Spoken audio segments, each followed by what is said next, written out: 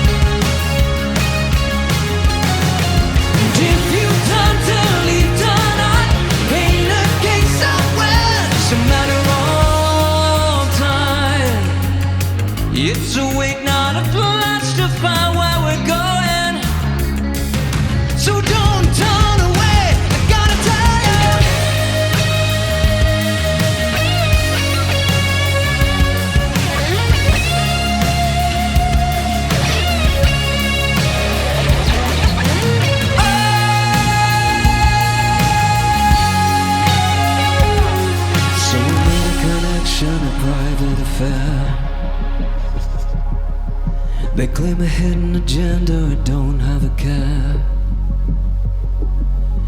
All the letters they write in a piece so cold. I don't need no advice on what's good for my soul.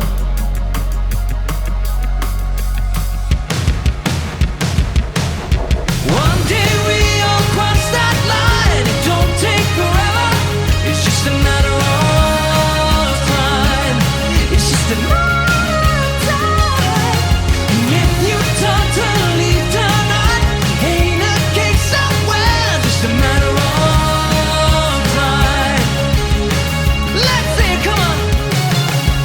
Ooh. It's just a matter of time. It's just a matter of time. It's just a matter of time.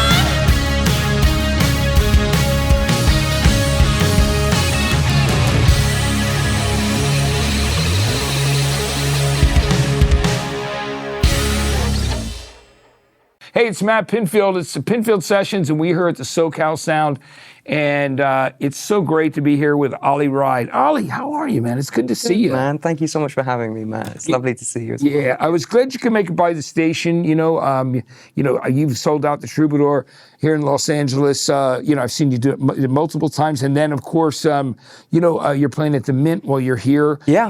On tour. And you just came from playing in San Francisco. You've been in Vegas and played with Boy George, and it's amazing because when I first caught your music and checked you out and saw you singing, I'm like, God, this guy's an incredible performer.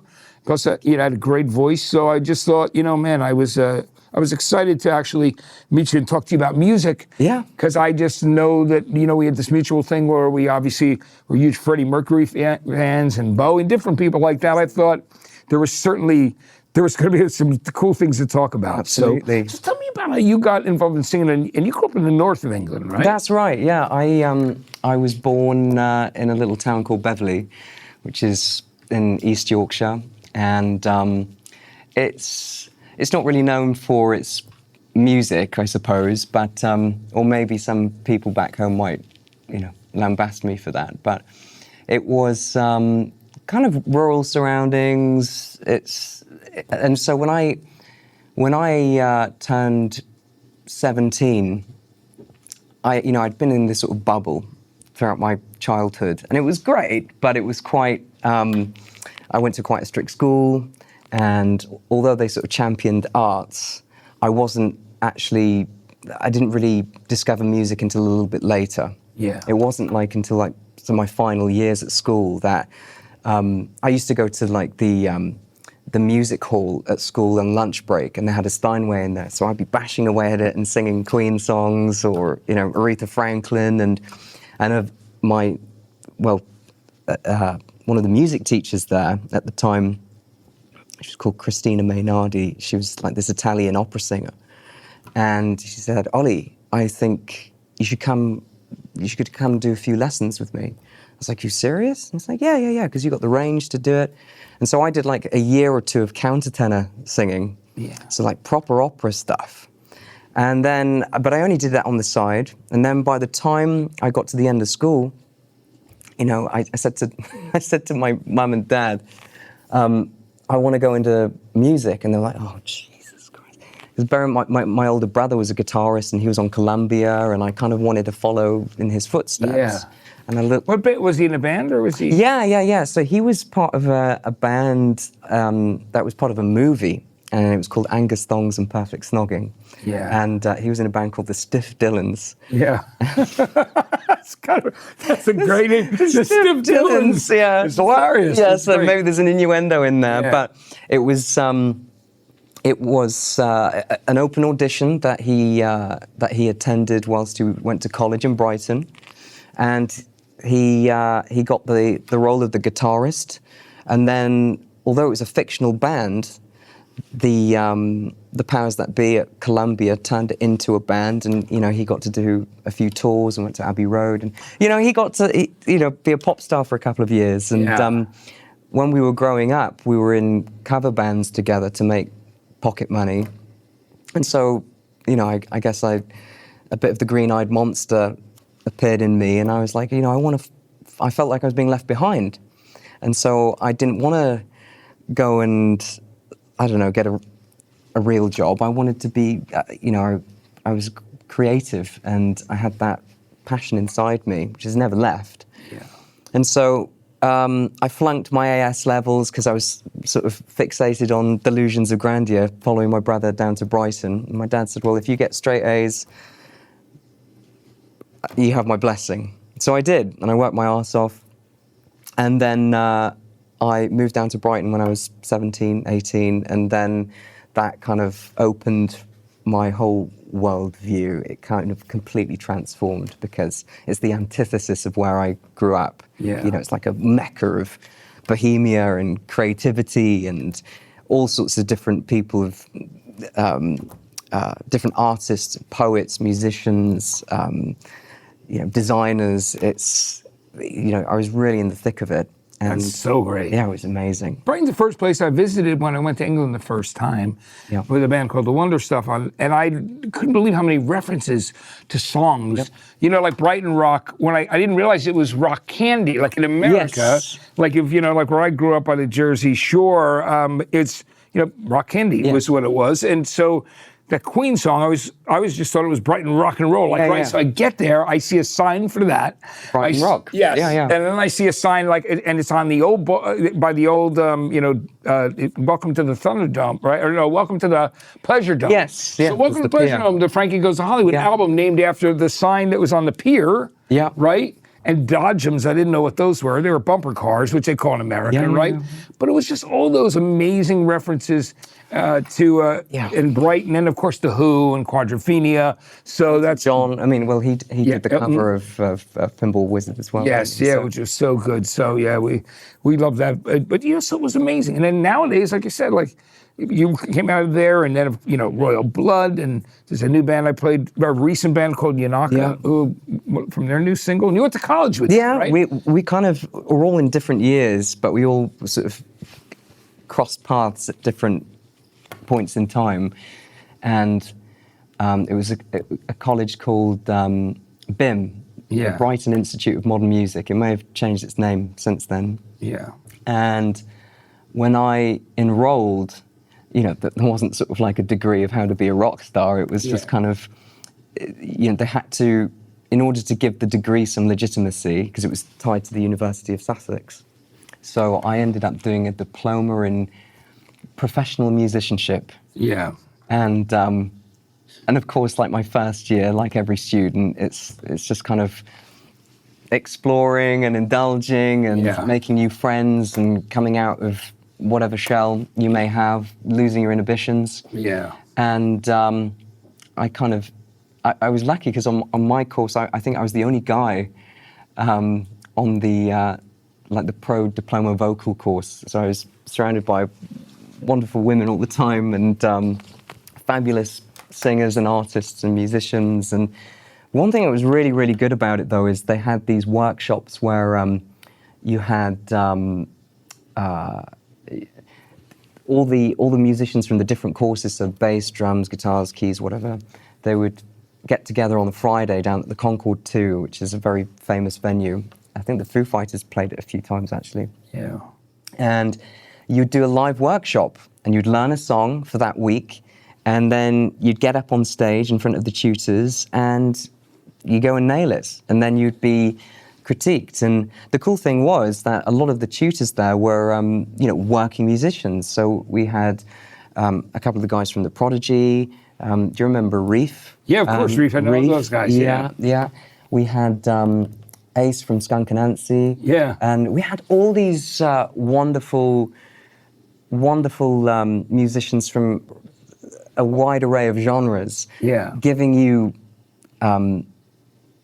critique and insight and encouragement. And so I absolutely loved those classes. Those were my favorite because I love to perform. Yeah. I love to perform.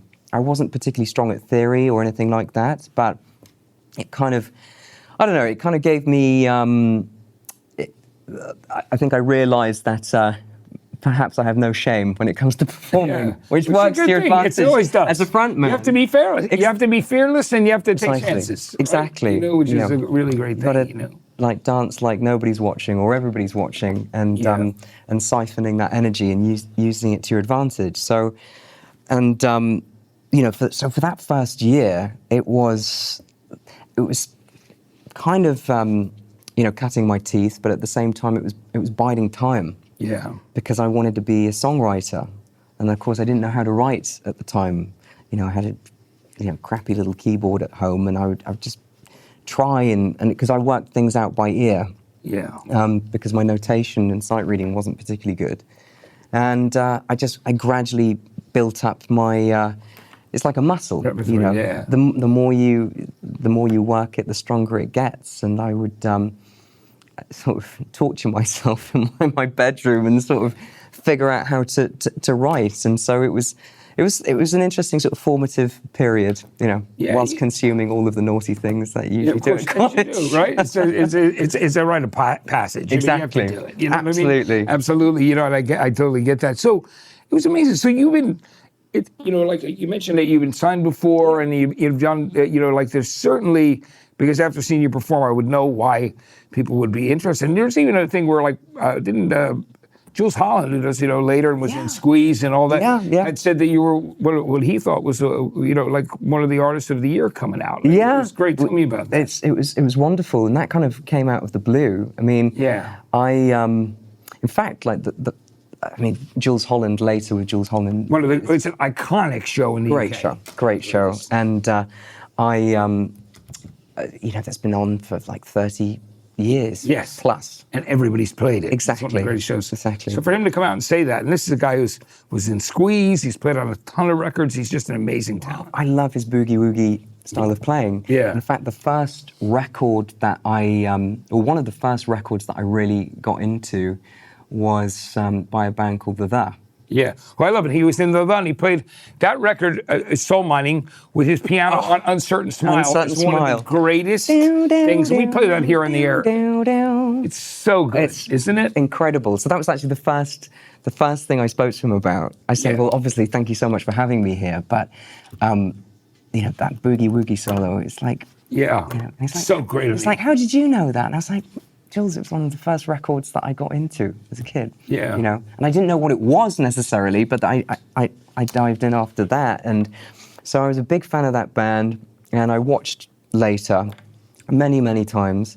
I think like I first really got into that show as, you know, I know you're pretty tight with the Killers, so I remember when they first came out, and I loved the fact that it was kind of like. It was in the round, and everybody had their own stage set up, and it was that was one of the most unique and cool thing, and then bands interacting with each other as it goes from artist to artist. I think is, you know, it could be Glenn Campbell like with his band, and like it was so cool. I love that, you know. It was such a rich flavor, different artists and genres from across the board, but I can imagine it be pretty intimidating as well. Perhaps. Yeah, just because they're so, like, you're in the peers and progenitors and, or, you know, maybe it's exhilarating, perhaps. Yeah. But that's what that kind of, the awards ceremony was, because there was lots of heavy hitters there. And, you know, just to be, it's always, you know, humbling to be counted and acknowledged for your output. Yeah, of you know, course. Especially with you know, by somebody like Jules Holland and a body of people who can view things critically in that way. Yeah. So, and it was a really great year because we'd, you know, done the tour, put out the album, and you know, so it just felt like the icing on the cake, really. Yeah. And I got to chat with him a bit, and we hung out after the award show, and you know. Hopefully invites me on at some stage. Yeah.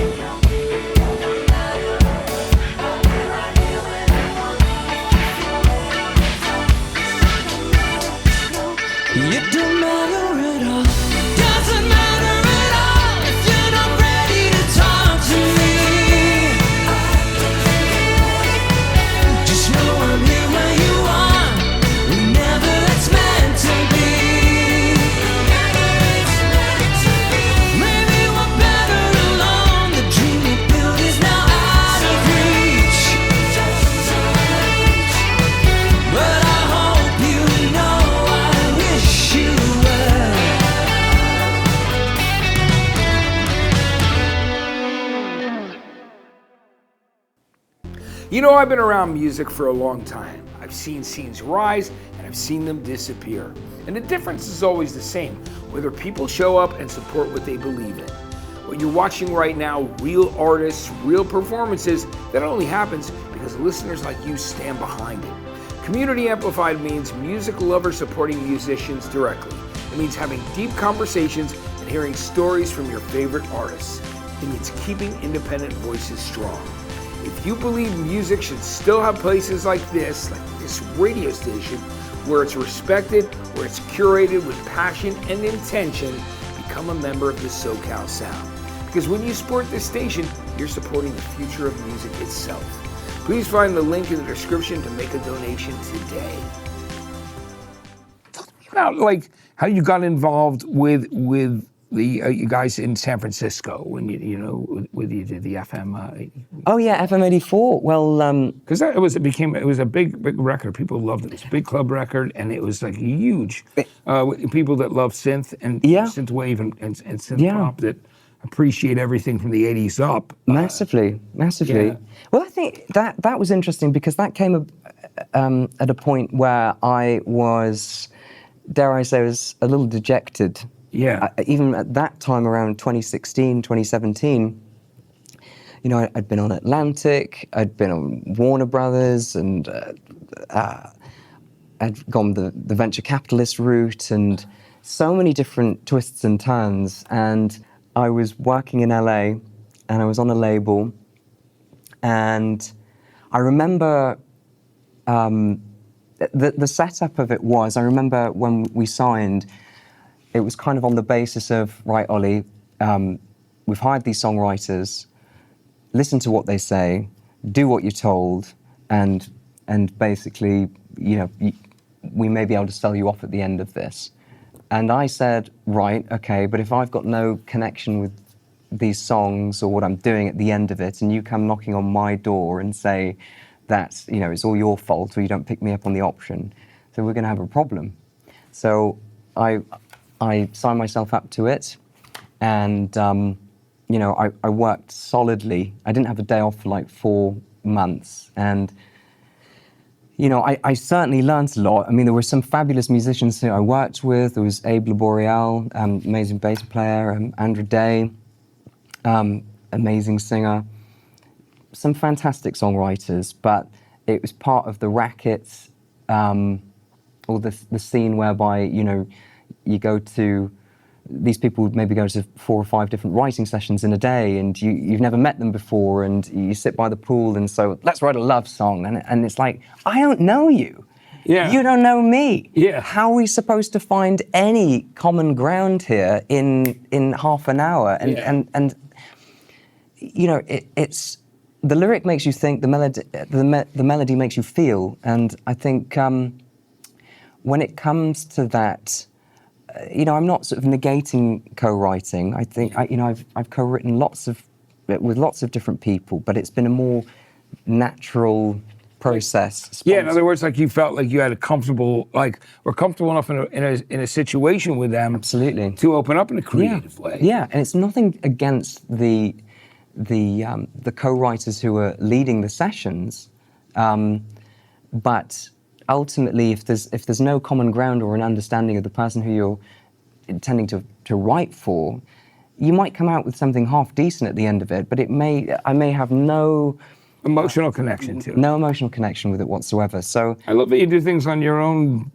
Yeah. It's the best way. Yeah, I sort of, to follow Freddie's mantras, like I like to capture the crux of the idea very, very quickly, so you have it, and then you can work on all of the clever bits. Yeah. Because, I need to stay, it's like a marriage with each song.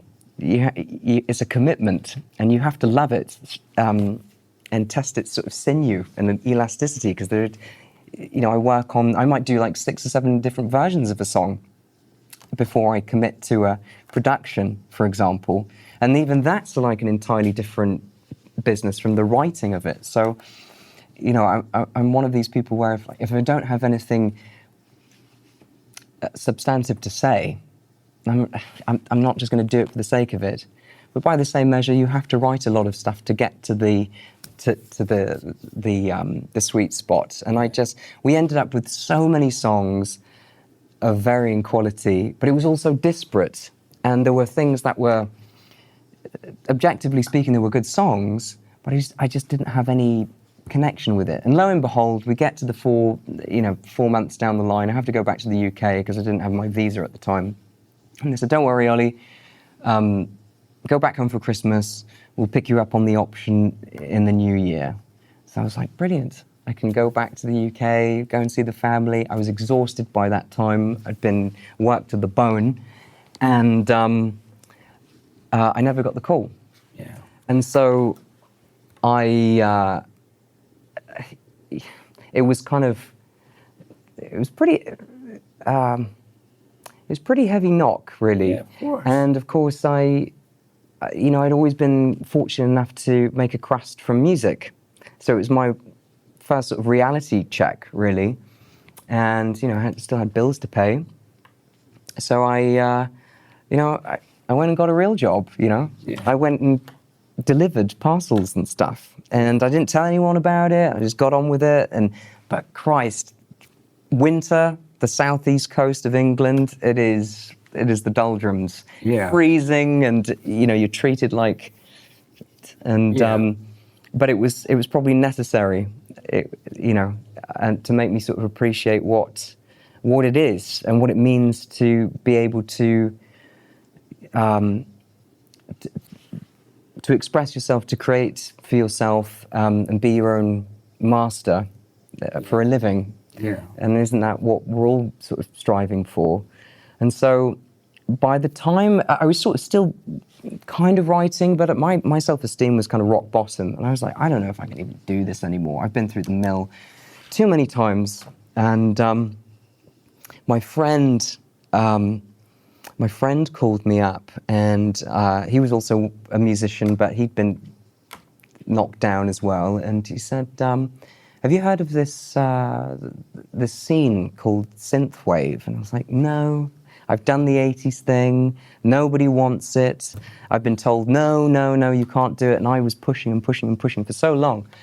And he said, well, I think there's a producer that he reached out to me, and I think you'd be a good fit to write something for it. And it's this guy called Time Cop 1983. And I thought, well, this is a ridiculous.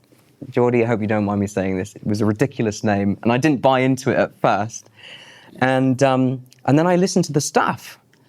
And this is around about the time where Drive, the movie, came out with Ryan Gosling, and it was super noir, atmospheric, and sort of like a reinterpretation of the 80s. It was almost like picking up the baton from where it left off with like new wave and New Order and early electronica, and but it was sort of nostalgic for a time that I didn't get to live, and I listened to it and I was like, actually, this stuff is really good.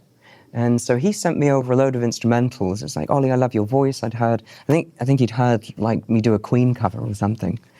It was like The Show Must Go On. I did that, and I said, fire it over, I'll see what I can do. And I wrote this track. It went on his album, and people's ears started to prick up again. And then there was this from that record, there was a guy called Cole Bennett, and he went under the alias FM84. Yeah. And he'd only released one EP at the time, and it was called Los Angeles. Yeah. And it only had like 4 or 5 tracks on. And there was one track on it, it was all instrumental, but there was one track on it that really leapt out at me. And just for fun, I wrote a top line on it. Yeah. I didn't know him. I just did it, I thought it'd be good. And as fate would have it, he reached out to me and he said, I absolutely loved that track that you did with Time Cop. Would you be interested in working together?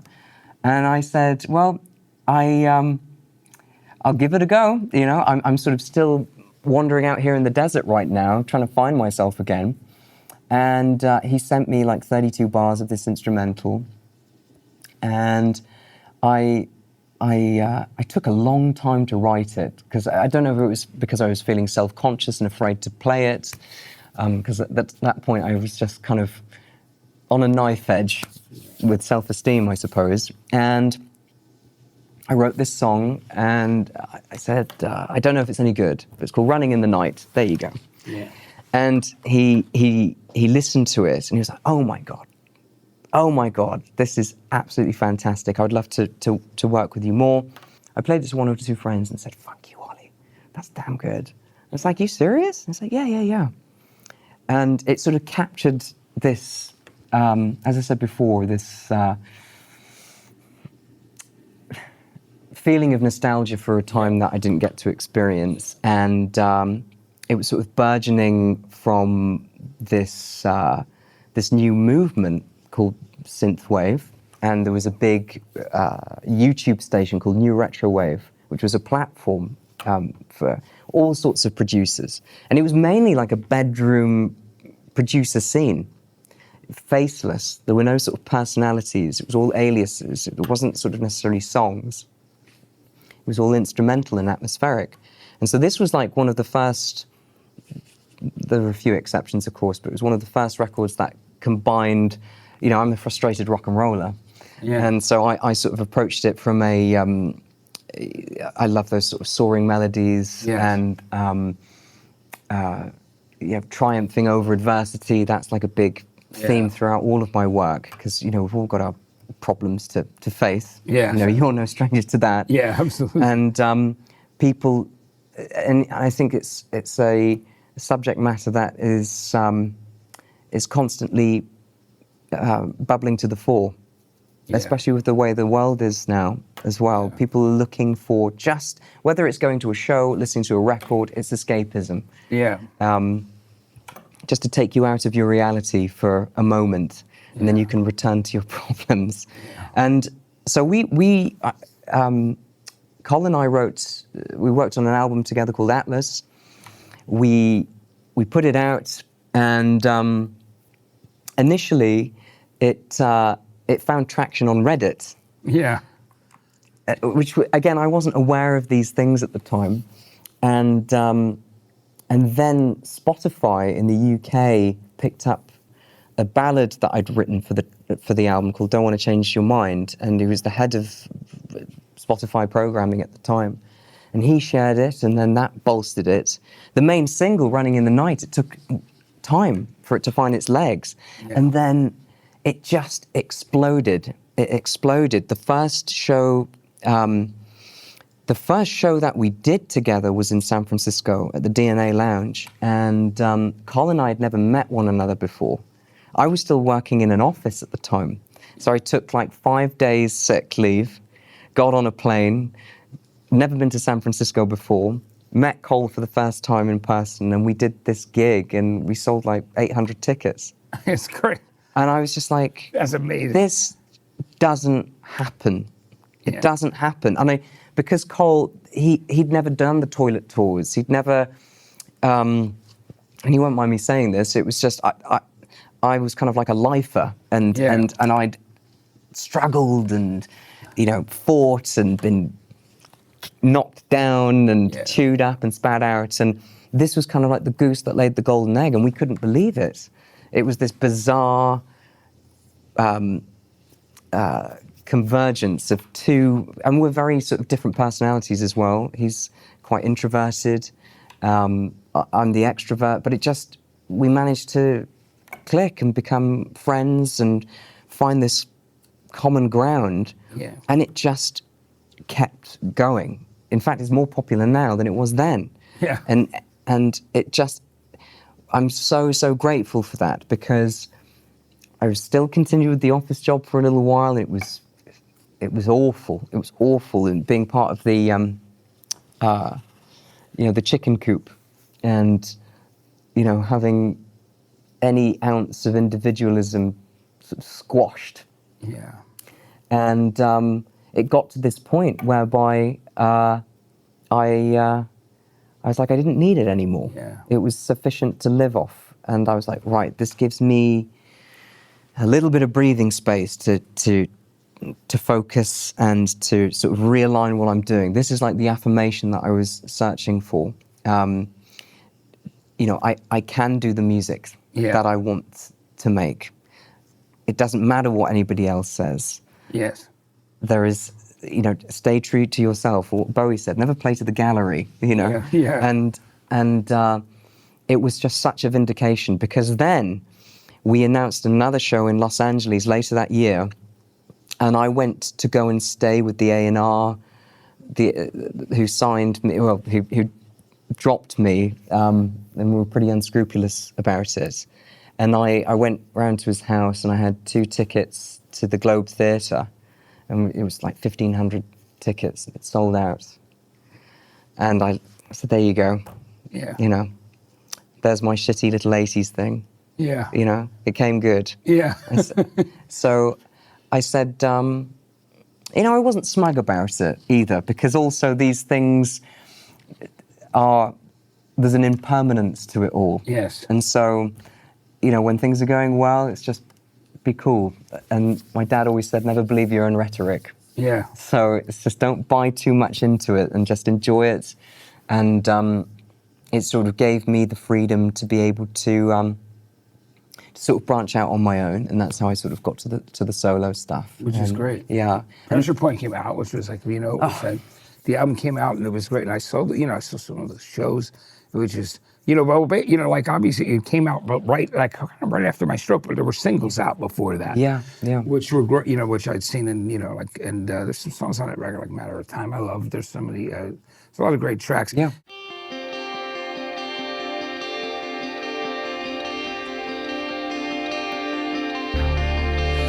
Oh, Victoria,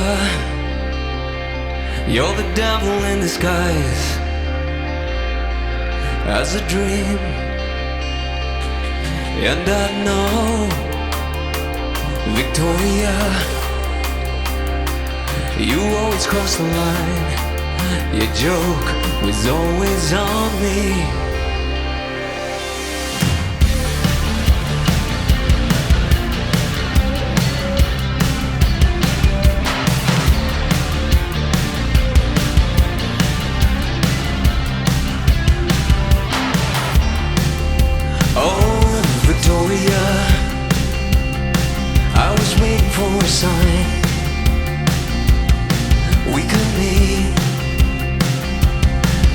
Shows, Victoria,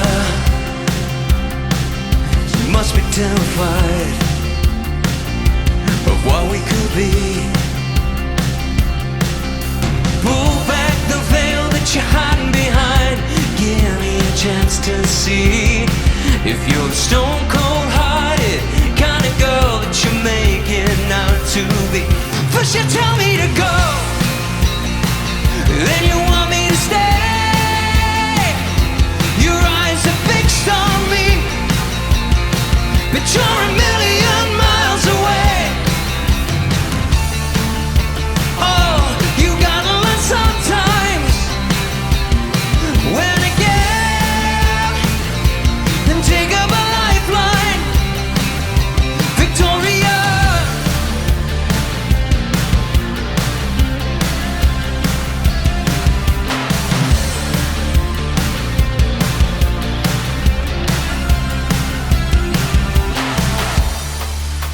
Oh, Victoria, like a mirror in mirage,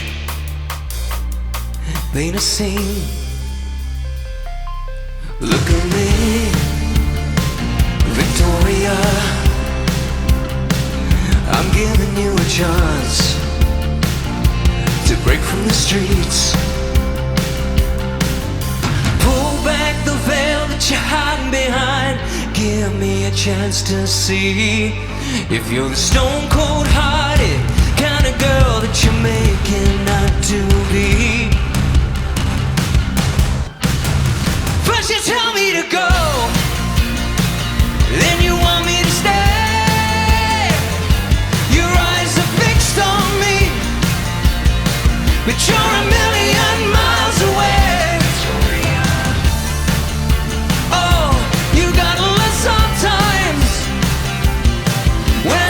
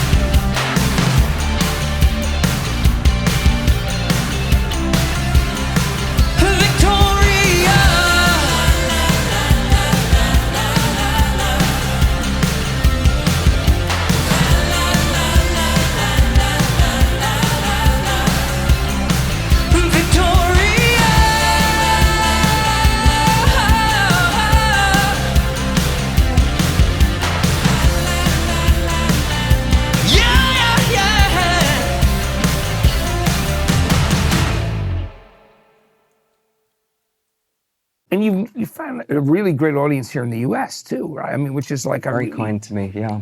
I mean, you know, selling out like multiple shows in Los Angeles, but all over the place. Yeah. And it's been how's that experience been for you? It's been a great thing, right? Yeah, well, like, I think as a British musician coming to America has always had sort of this alchemy and magic to it, you know, and that goes way, way, way back, you know. And I've sort of fully, you know, got swept away with that. And it's lovely because you feel like a stranger in a foreign land. Yeah. And we're so alike and yet so different in certain ways. Yes. And I feel like everybody's been so gracious and so enthused and invested every time I've come here. Every time I've come here. I mean, I have a wonderful team here now, and it's like a second home. It really is. And so it's definitely a privilege that I never take for granted because, you know, I don't know if I could even do this back in the UK. Yeah. It's funny how, you know, you can find your footing in different parts of the world. Yes. And some I forget because like I'd done a few tours in the US before, but never anything quite so extensive as the tour in support of the Pressure Point. Yeah. And it was kind of, you know, 25 dates going across all different states, and I think it was like 9,000 miles, over 9,000 miles, and it was the biggest sort of adventure into the unknown. I mean, you just played San Francisco, and you had Last night, fans fly in. Somebody flew in from Japan. So it's like, tell me about. Well, I want to go to Japan. I want to go to Japan. I've never been, but it's people's commitment and passion and hunger for something. It's really, really inspiring, and I think it's, you know, I have to pinch myself and always remind myself if I'm feeling particularly, I don't know, because we all sort of have moments of doubt. Yes, You know, everyone. Everybody does. You know, I'm not infallible. Yeah. And especially, you know, creative minds sort of work Yeah. 1,000 miles an hour. Yeah. And they can lead you down all sorts of alleyways. Yeah. And, you know, sometimes you just have to pause and think, what am I worrying about here? You know, there are people who are invested and following you on this journey, and you have to sort of keep calm and carry on. You have to keep going and lead them, or but it's as much a catharsis for me as it is for them listening to it. Yeah. You know, it's as much a therapy for me, that expression, especially on stage. Yeah. Because I always describe it as like physical storytelling. Yeah. You know, that's why I can't really sit still for too long. Yeah. You know. I'm glad you're going to perform and do some songs for us right now. Absolutely. Which is so Yeah. great. Yeah. Ollie, I want to just say how great it was to have you in today too. I really enjoyed you coming and making a stop here at the SoCal Sound in between the San Francisco and LA show. Yeah. Thanks for taking the time to come down and hang out with me. Man, it's such a privilege. Thank you so much for having me. It was awesome, Ollie. All right, it's great to see you again. Thank you. Pressure Point is the album. Go and check out Ollie Wride's music. It's I think you'll really enjoy it. I certainly do, and it's great. You're going to get to check him out here on the SoCal Sound.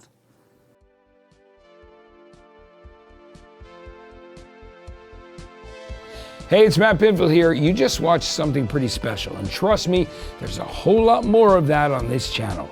Click into this next session and keep the music going. If you're into discovering great artists and hearing the stories behind the songs, subscribe and hang with us here at the SoCal Sound.